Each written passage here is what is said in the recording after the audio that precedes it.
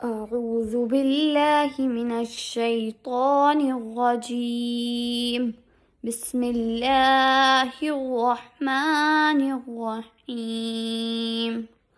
والليل إذا يغشى والنهار إذا تجلى وما خلق الذكر والأنثى إن سعيكم لشتى فأما من أعطى واتقى وصدق بالحسنى فسنيسره لليسرى وأما من بخل واستغنى وكذب بالحسنى فسنيسره للعسرى وما يغني عنه ماله إذا تغدى إن علينا للهدى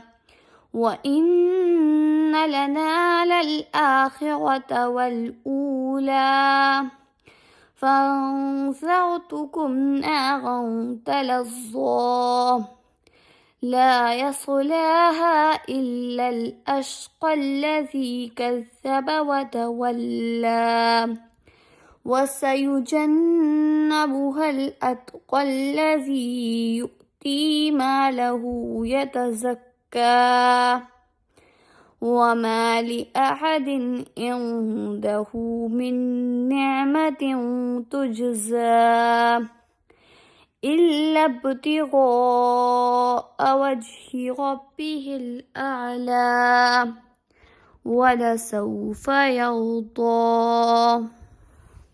زدنی علما۔ السلام علیکم ورحمۃ اللہ وبرکاتہ۔ پیاری سسٹرز، آج میں سورہ لیل کی مختصر تفسیر بیان کروں گی انشاءاللہ۔ سورہ لیل مکی سورہ ہے۔ مصحف کے اعتبار سے یہ 92 نمبر پہ ہے۔ نزول کے اعتبار سے یہ 9 نمبر پہ ہے۔ اس میں 21 آیات، 1 رکوع، 71 کلمہ اور 310 حروف ہے۔ رات کو عربی میں لیل کہتے ہیں۔ اس سورہ میں پہلی آیت میں اللہ سبحانہ تعالیٰ نے رات کی قسم کھائی ہے، اسی وجہ سے اس سورہ کا نام لیل پڑا۔ اس سورہ میں 2 مضمون بیان کیے گئے ہیں۔ پہلا، انسان کی فطرت میں 2 الگ الگ کیفیات یعنی نیکی اور بدی ساتھ ساتھ ہیں۔ رات اور دن 2 مختلف چیزیں ہیں، نر و مادہ 2 مختلف چیزیں ہیں۔ دوسری، اللہ سبحانہ تعالیٰ نے انسان کو مجبور پیدا نہیں کیا، اس کو ہر چیز کا اختیار دیا ہے، البتہ رہنمائی اپنے ذمے لی ہے۔ اللہ سبحانہ تعالیٰ نے ہر چیز کو جوڑوں میں بنایا ہے۔ جس طرح دنیا اور آخرت کی جوڑی ہے، اسی طرح دنیا میں کیے گئے اعمال کی سزا اللہ سبحانہ تعالیٰ ہمیں آخرت میں دیں گے۔ انسان کے سامنے 2 راستے ہیں، جنت کا اور جہنم کا۔ انسان کو چاہیے کہ وہ جنت کے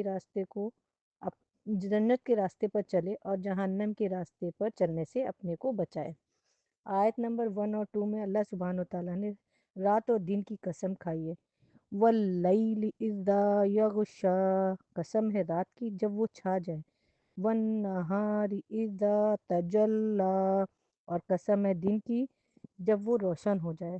تفسیر سیرۃ الجنان میں ہے کہ اللہ سبحانہ تعالیٰ نے رات کی قسم اس لیے کھائی ہے کہ رات میں ساری مخلوقوں کے سکون اور آرام کا وقت ہوتا ہے اور ہر جاندار چیز اپنے ٹھکانے پر آتی ہے، اس پر پرسکون نیند طاری ہو جاتی ہے۔ رات اور دن کو اللہ نے اسی غذا اور راحت کے لیے بنایا ہے۔ اسی طرح دن کی قسم اس لیے کھائی ہے کہ جب دن اندھیرے کو چیر کر روشن ہو جائے اور رات کی تاریکی کو دور کر دے، سونے والوں کو بیدار کر دے اور سبھی مخلوقوں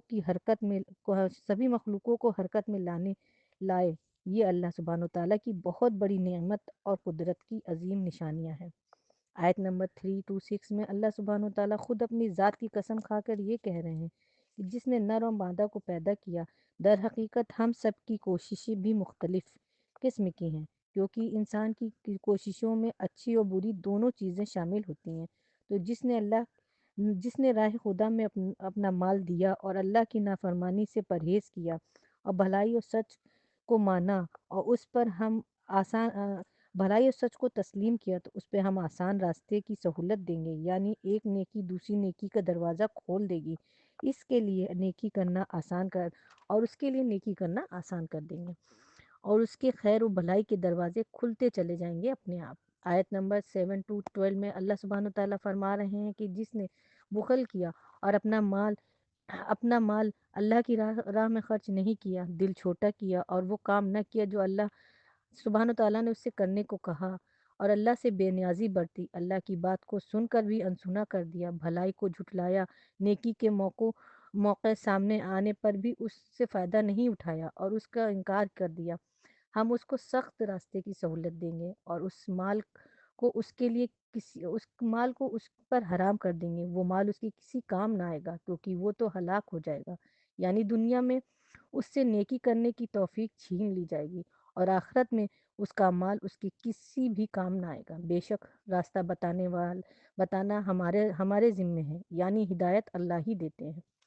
اب آیت نمبر 13 to 21 میں اللہ سبحانہ تعالیٰ فرما رہے ہیں کہ بے شک دنیا اور آخرت کے مالک ہم ہی ہیں، کیونکہ میں نے پہلے ہی تم کو جہنم کی آگ سے خبردار کر دیا تھا، اور جس نے حق کی بات نہ سنی اور منہ موڑ لیا، اس سے پرہیزگار اور متقیوں کو دور رکھا جائے گا۔ یہاں پر متقی کا مطلب اس سے ہے کہ جو پاکیزگی حاصل کرنے کے لیے اپنا مال اللہ کی راہ میں خرچ کرتا ہے، جو اس کے نفس اور دل دونوں کو پاک رکھتا ہے اور اس کے لیے جنت کی راہ آسان کرتا ہے۔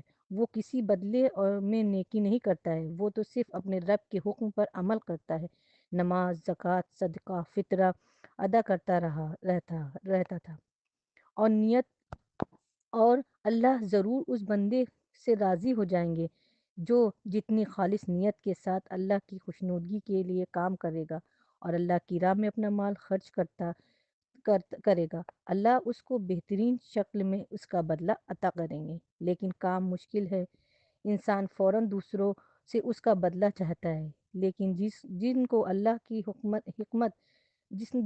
نے حکمت دیا ہو، صبر دیا ہو اور اللہ کے وعدے پر یقین ہو، ان کے لیے کوئی بھی کام مشکل نہیں رہتا، سب آسان ہو جاتا ہے اور اس کا بدلہ جنت میں ملتا ہے۔ صحیح بخاری و مسلم کی حدیث میں ہے کہ یہ سورہ خاص طور پر حضرت ابوبکر صدیق رضی اللہ تعالیٰ عنہ کی شان میں نازل ہوئی، کیونکہ ان سے بڑا سخی اور اللہ کی راہ میں اپنا مال خرچ کرنے والا صدیق کوئی بھی نہیں تھا۔ تفسیر سراۃ الجنان میں ہے کہ حضرت بلال رضی اللہ تعالیٰ عنہ جو کہ امیہ بن خلف کی غلامی میں تھے، ان کو دین کی راہ سے ہٹانے کے لیے وہ حضرت بلال رضی اللہ تعالیٰ عنہ پر طرح طرح کی تکلیف اور ظلم کرتا تھا۔ حضرت ابوبکر صدیق رضی اللہ تعالیٰ عنہ نے حضرت بلال رضی اللہ تعالیٰ عنہ کو امیہ سے منہ مانگی قیمت میں خرید کر انہیں آزاد کر دیا، اس طرح انہوں نے 6 غلاموں کو آزاد کیا تھا۔